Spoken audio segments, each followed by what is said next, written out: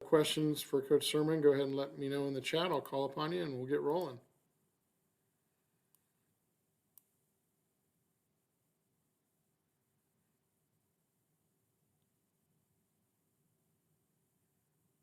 Go ahead and get started with Jake Curtis from Cal Sports Report. Yeah, can you talk about Trey Pastor's situation in terms of his improvement at linebacker? And do you think he'll get significant playing time next fall? Trey's doing a really nice job in the meeting room, on the field. We've talked about guys moving forward in the defense. Things happen quite a bit faster. He's made significant improvement with his eyes just in these, the first 6 practices that we've had. He's very excited about the position change because I think it's going to fit him and his skills the very best.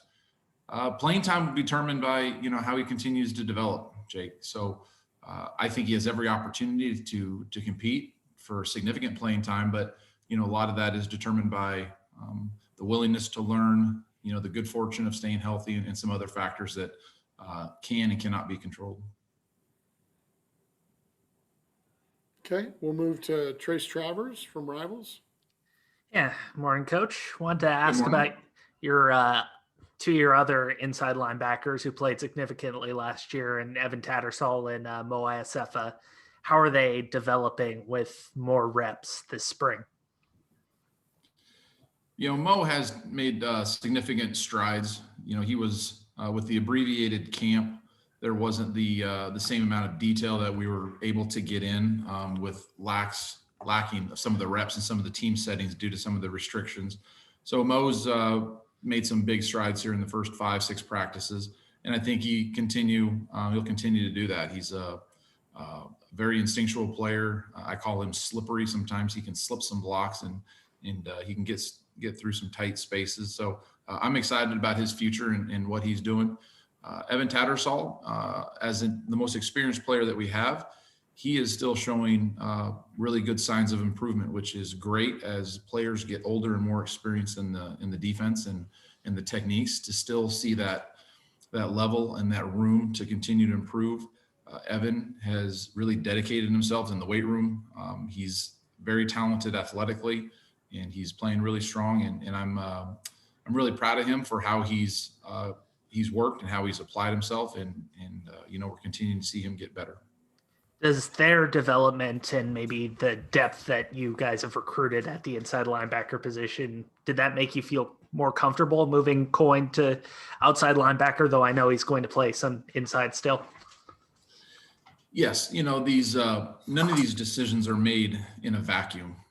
The way we make our decisions is it's really trying to identify first what the player's abilities are, and then the strengths and weaknesses of certain positions. And if we have deficiencies, like any coach, how do you minimize deficiencies and maximize what the guys are able to do? I feel very comfortable with who we've recruited and what we've recruited at the inside linebacker position. And now it's time for those guys to show the development and go out in there and play more meaningful times. All right. Thank you. Okay, we'll move on to David Bush from Bear Insider. Yeah, good morning, Coach. The safeties, you've got quite a bit of experience returning, and how are the younger guys working in, and do you see any of them making some dents into the depth chart? This is very similar to Trey's, Trey Pastor. The depth chart will be determined by some good fortune on, staying healthy and then the opportunity for those guys to show improvement. But you are right, with Elijah, Craig, and Daniel, those guys have, pretty good amount of experience, especially Elijah and Daniel. They've been here for several years. Craig Woodson is a player that we feel really good about, and he has every opportunity to find more playing time than he did even last year. The addition of Ray Woody, it's fun to watch him get involved in things. It is as a transfer, he's still new to us, so there's a significant learning curve in terms of the vocabulary, some of the ways and the techniques that we play. Hunter Barth is out there getting some reps, and I'm really optimistic about what Hunter's going to be. He's very mindful. He's got really good skills. He's a lot bigger than really I anticipated. He's got good length. He runs well. And then Dwan Butler is, another player that, we originally recruited as a corner, and we've transitioned him to that safety position. And the more reps and the more team activities he gets, we will see him improve as well. And do any of them lend themselves more to a free safety or strong safety, or do you guys make that distinction? There were times in the past that we kind of made that distinction. 3 years ago, 4 years ago with Ashton and Jalen, those guys, in our opinion, had some different strengths. So there were opportunities to game plan of where they're going to line up in certain formations. A lot of the time for our basic install, we play left and right. That provides the opportunity for both safeties to see the pictures and to learn both techniques into the field and into the boundary. Right now, that's how we'll play. There's always game plans, and as we move people around, in that nickel position, there could be some opportunities for guys to travel together or play field and boundary. Thank you.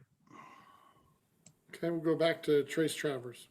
Yeah, I wanted to ask about the defensive line, specifically your nose guard spot. Now that you have guys who have the body type to play there, I know Aaron's out for the spring, but how have Stanley and Ricky Correa done so far through, I guess, 6 practices here?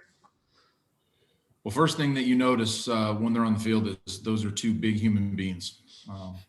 And then, I know our emphasis has been getting, people that have greater stature. Football is a big person game, and we want to continue to get big on the defensive line. However, you still need some of that position versatility. So it's not that's not the only prerequisite that we're looking for, but Ricky has really done some really nice things. He's flashed. It's good to get him back on the field. There were some instances where he had, a couple dings where he wasn't on the field in the fall, but Ricky coming back is really good to see him. He's a big guy. He has really nice feet, and the more reps that he gets, I think we'll find opportunities to find packages for him to be in there. Stanley, I was telling him just the other day, he had a great one-on-one rep in pass rush, and that's exciting to see for a player that, kind of plays the interior part of our defensive line to be able to win on one-on-one. That was that got us really excited. Awesome. Thank you. Okay, we'll go back to Jake Curtis, Cal Sports Report. Yeah, Peter, I want to see how bold you are here. If the season started tomorrow and you're playing a basic 3-4 defense, who would be your 4 linebackers? Well, as we, the way we walked out on the field today, which is not where we're going to start. So, the outside guys, there's going to be some opportunity to jockey. I don't think there's any secret that there's a couple guys that has significant reps, but this is a far from a finished product. The behavior of our players, behavior of how they play and compete will ultimately, dictate, they write the news. I tell them they write it, we report it. So their actions and their behavior and their production will tell us eventually who's on the field. And right now we are not talking about, I heard that the schedule was released last week. That sounded like it was exciting. I think we're playing 12 games. So, we really haven't considered who's going to start the first one, but that will come in due time. So to take a long route, I am not bold enough, Jake. You're not pinning me down on who's going to be the starter on March 5. You got to come with a better one than that, then I might be bold. You might say, hey, you don't be bold and tell me what you're having for lunch today. And probably have a little, I'm not sure if you're going to pin me down, but not for the starting lineup yet. What are you having for lunch? Well, see, I'm not sure. We'll see if chicken pot pie is on the menu.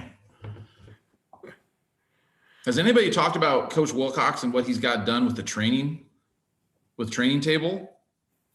Oh my gosh, he has worked his tail off along with that admin. And if you guys want to write a story about improvement of how we're taking care of our players and feeding them and treating them as well as we can in terms of nutrition and strength. Coach B has done an awesome job. And Cal Dining is undefeated right now this season. They are kicking. They're making it happen. So I'm all about Cal Dining. All right. I like that. He'll have a good lunch. He'll have a good lunch today for sure. If these guys see this, Jackson, you're up next. Good luck. Coach, just curious if Nate has done anything to catch your eye in these first 6 practices. You speaking of Regina? Yes. Yes, he has done some things to catch my eye.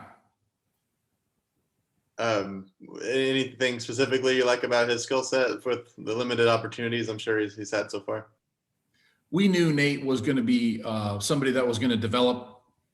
Watching him at Monte Vista, he had the ball in his hand a lot. He returned kicks. He played some outside linebacker. He played some safety. He hadn't had the opportunity to play close to the line of scrimmage yet. And, there's not a lot of times, you watch his film that the offense was good enough to block him. So these are things that he's going to have to develop. He gets close to the line of scrimmage. The things that we're excited about is we think he's a good fit for what his personalities and the culture for learning and the culture for being a tough guy. And coming every day. And tough for us is it exemplifies more than just the physical characteristics, but having the mental toughness to come and kind of be the same person every day and bring forth the effort that's necessary. So those have all been very positive with Nate. Has his extra time before coming into the program made him any different than the other early enrollees? I think this one, Jackson, is very unique because of the COVID restrictions for these guys. There wasn't a lot of opportunities for them to get the typical, the workouts and be able to utilize those extra 3 or 4 months. So that was a definite setback in terms of him coming in on the delayed enrollment. Thank you. Well, I was going to ask if there was anybody bold enough to have another question, and while I was thinking about that, Trace Travers popped up in the queue. So there you go. Yeah. Well, I worry about Trace now that we're kind of going down this rabbit hole of boldness. Because as I'm talking, I can see the little giggles, and he's got a when you're not supposed to laugh and then something's funnier.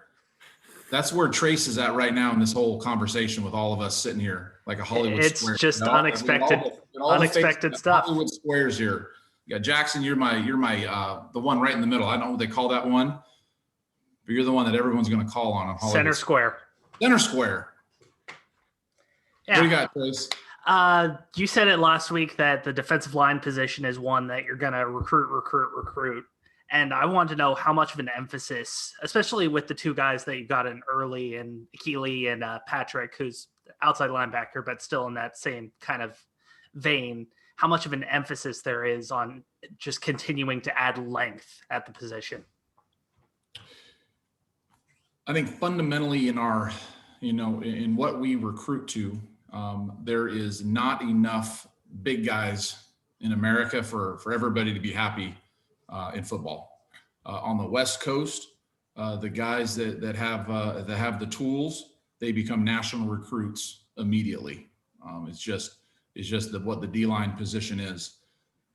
To get the guys that you want, I think you're always going to have to be prepared to take overages in that position. You can come in here and look at our recruiting board and there's target numbers.